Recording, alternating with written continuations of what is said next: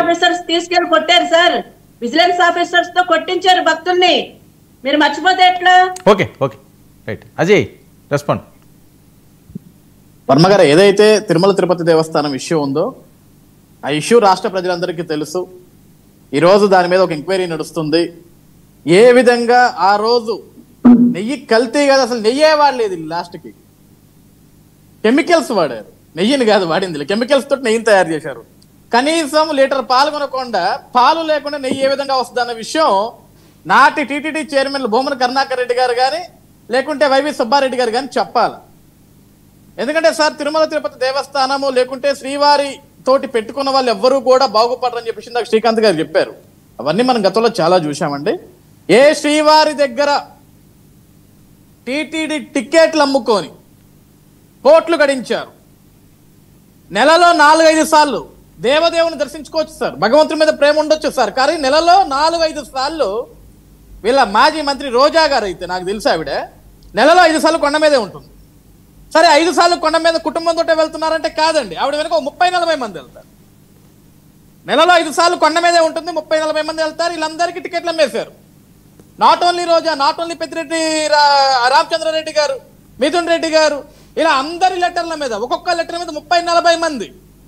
ఇవన్నీ మీరు చేసిన పాపాలు కదా శ్రీకాంత్ గారు, దేవుని అడ్డం పెట్టుకొని. ఆ రోజు భక్తులు తిరుపతికి వస్తా అంటే రానివ్వకుండా అనేకమైన అడ్డంకులు సృష్టించారు మీరు. ఈ రోజు తిరుపతిలో అటువంటివి ఏమి లేవు కదా. చివరికి ఎక్కడో దాకిందుకు సార్, మీ పార్టీ అంబటి రాంబాబు గారే చెప్పారు తిరుపతిలో అన్నదాన సత్రంలో భోజనం చేసి ఎంత బాగుంది అని.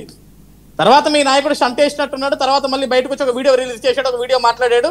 గతంలో కూడా బాగానే ఉంది, గతంలో కూడా బాగుంది అన్నప్పుడు గతంలో ఎప్పుడు చెప్పలేదు. గతంలో కూడా తిరుపతి పోయాడు, గతంలో కూడా 5 సంవత్సరాలప్పుడు ఆయన మంత్రిగా ఎమ్మెల్యేకి తిరుపతి పోయాడు.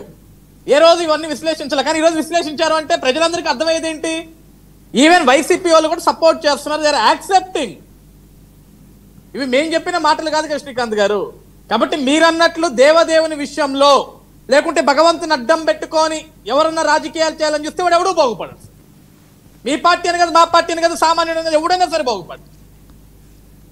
ఎందుకంటే భగవంతుడిని అడ్డం పెట్టుకొని తప్పుడు రాజకీయాలు చేయకూడదండి. అదే భగవంతుడు సన్నిధానంలో కదా మీ వైవి సుబ్బారెడ్డి గారి సతీమణి జగన్మోహన్ రెడ్డి రక్షక గోవింద అని మాట్లాడింది. ఆ రోజు మీరు ఎవరు ఖండించలేదు కదా. అవన్నీ తప్పుడు మాటలు కదా శ్రీకాంత్ గారు. ఆ రోజు మీరు ఖండించారు. ఎవరన్నా ఒక్కళ్ళని బయటకు వచ్చి మాట్లాడారా? అమ్మ తప్పమ్మా, స్వామివారి సన్నిధమ్మా, మనం మొక్కాల్సింది భగవంతుడమ్మా రాలి కదా, అనలేదు కదా. మీరంతా దేవుడు అంటే ఇష్టానుసారంగా అయిపోయింది ఆ రోజు. సార్ ఈ రోజు సార్ వర్మ గారు, నాకు ఎంత బాధాకరమైన విషయం ఏంటంటే, పరమ పవిత్రంగా అయ్యప్ప స్వామి వారి అయ్యప్ప మాల వేసుకుంటున్నాం.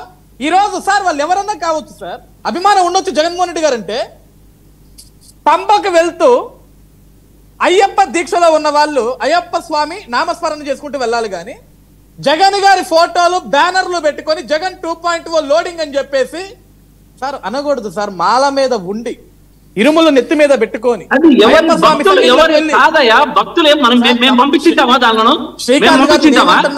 శ్రీకాంత్ గారు నేనేమంటున్నా, మీకు లేరని బాధ, మీకు అటువంటి అభిమానులు లేరని మీ బాధ.